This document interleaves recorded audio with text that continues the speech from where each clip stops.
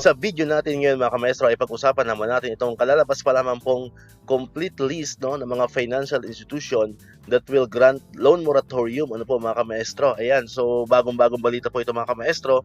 Good news po ito kasi alam ko marami na po nag-aabang itong balita na to, yung update na to, tungkol pa rin dito sa loan moratorium po sa Department of Education. So dito po sa video na to ay isa-isahin po natin yung mga financial institution, mga PLIs, mga banks, ano po mga kamaestro, na magpa-participate po dito sa loan moratorium ito mga kamaestro. Ayan, so ito po ang unahin po natin yung Annex B po ng memorandum na pinalabas po kahapon. Ayan, ito po yung Annex B.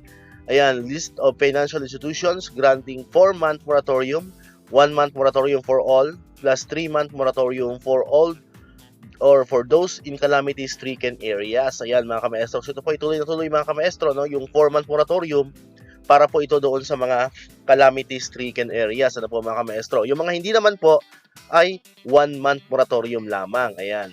So mayroon po ditong 4 ano po mga kamaestro sa listahan na nakikita natin.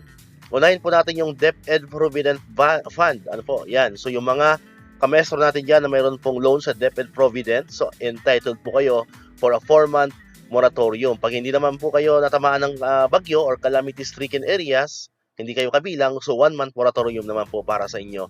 Next naman ay ang Manila Teachers Mutual Aid System, yung MTMAS. Ayan, so para po sa mga nag-loan po sa MTMAS, ayan, kasama po kayo dun sa 4-month loan moratorium. Next naman ay ang Philippine Public School Teachers Association Incorporated, yung PPSTA. Ano po mga kamaestro? Ayan, so meron din po kayong or entitled din po kayo sa 4-month loan moratorium. At ang panghuli po no, na mag-grant po ng 4-month loan moratorium ay ang Rural Bank of Malolos Incorporated. Ayan, so linawin po natin mga kamaestro, ito pong 4-month moratorium na ito ay para lamang po ito doon sa mga calamity-stricken areas, samantalang yung hindi naman po kasama, 1-month moratorium lang po sa inyo. Ano po mga kamaestro? Naman ay itong Annex C. Ano po mga kamaestro? Ayan, list of financial institutions granting 3-month moratorium. Ayan. Ang una po is ang Land Bank of the Philippines. Ayan, kung kayo po ay may existing loan sa Land Bank of the Philippines, so 3-month moratorium naman po. Next naman ay Beneficial Life Insurance Company Incorporated. Ayan, pangalawa po yan. Pangatlo naman ay Camarines Sur Elementary and Secondary Teachers Employee Association. Ayan, Kasistea.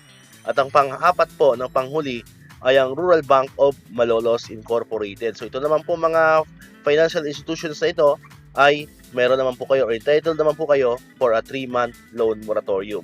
Next naman ay Annex D. Ayan, sa Annex D naman po, ito naman po yung list of financial institutions granting 1-month moratorium. Ayan, so unahin po natin yung number 1 ay ang Cagsawa Rural Bank Incorporated. Ayan. Pangalawa naman po ay Camarines Sur Teachers and Employees Multipurpose Cooperative, Custom-Mopco. Ayan. Next po is number 3, Division Teachers and Non-Teaching Multipurpose Cooperative. Next naman is Enrile Teachers Multipurpose Cooperative. Panglima naman po ay First Imperial Business Bank Incorporated. Next is Iloilo National High School Faculty and Employees Multipurpose Cooperative. Pang-7 po is Innovative Bank Incorporated. Pang-8 naman ay Libacao Development Cooperative. Next, number 9, Moncayo Public School Teachers, Employees, and Retirees Multipurpose Cooperative. Next po is pang-10, Negros Teachers Multipurpose Cooperative. Next naman is pang-11, no? Novo Ecijano Teachers Mutual Benefit Associations Incorporated. Ayan. Pang-12 po, no? Pang-12 is Pampanga High School Multipurposes Cooperative. Next, pang-13 is Quezon Public School Teachers and Employees Credit Cooperative. Next, pang-14 po is Rang I Bank, Rural Bank Incorporated. Pang-15 naman po is Romblon National High School Teachers and Employees Multipurpose Cooperative.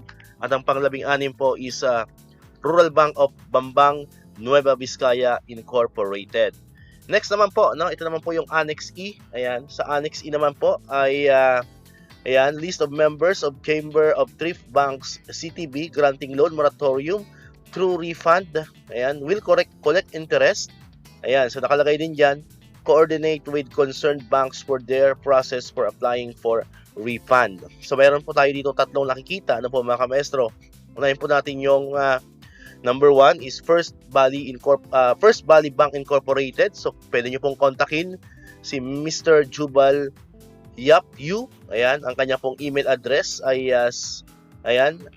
iu@1vb.com.ph. Ang kanya naman pong mobile number is 0917-814-3331. Ayan. So ito po ay para sa First Valley Incorporated. So kailangan nyo pong kontakin tong nandito na information or na tao, na contact person for your refund. Ano po mga kamaestro. Next naman, pangalawa is China Bank Savings. Ayan. Ang email address po na pwede natin kontakin is yung customers service .cbs@chinabank.ph. Ayan. Telephone number is 02-8988-9555, option 3. Ang Facebook po is CBS China Bank Savings. Ayan, chatbot naman is Cassie, deployed in FBM website, can assist with general non-account related concern. Ayan, ito naman po yung para sa China Bank na contact person na pwede nyo pong kontakin if in case kayo po ay push through ng inyong refund. Ano po mga kamaestro. At ang pangatlo po, no, panghuli, City Savings Bank. Ayan, alam ko marami pong mga kamaestro natin ang nag-loan din dito sa City Savings Bank. Ayan, ang email address naman po is simpleisgood@citysavings.com.ph. Ayan, pwede nyo po silang kontakin via SMS at 63917-874-6753 or via Facebook Messenger. Ito po yung link, no, https://me-citysavings-bank-official. Ayan, so ito po naman, no, ulitin po natin, ito naman po yung tatlong bank na magagrant po ng loan moratorium through refund. So, pwede nyo pong kontakin yung mga designated contact persons, designated email address or telephone numbers, Facebook page or Facebook account na nakikita nyo po dito sa screen po natin. Alright? So, muli, yan po yung list of different financial institution that will grant loan moratorium for DepEd, for bona fide DepEd personnel. So ulitin po natin, ito po hindi para pareho. Ano po mga kamestro, meron dito 1 month lang, meron namang 3 months, at meron naman pong 4 months. For complete details about po dito sa guidelines na ito, abangan nyo po sa channel po natin at i-upload po natin.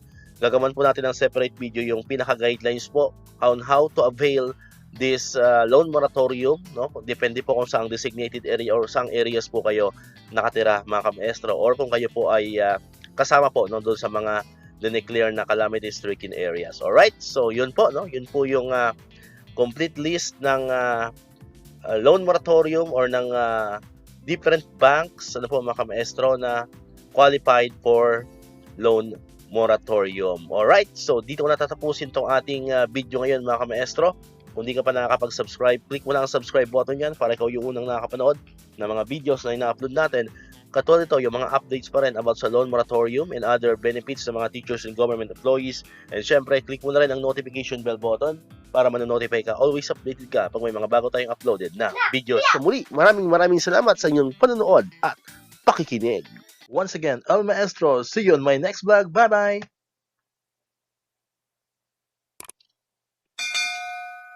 1, 2, 3, come on!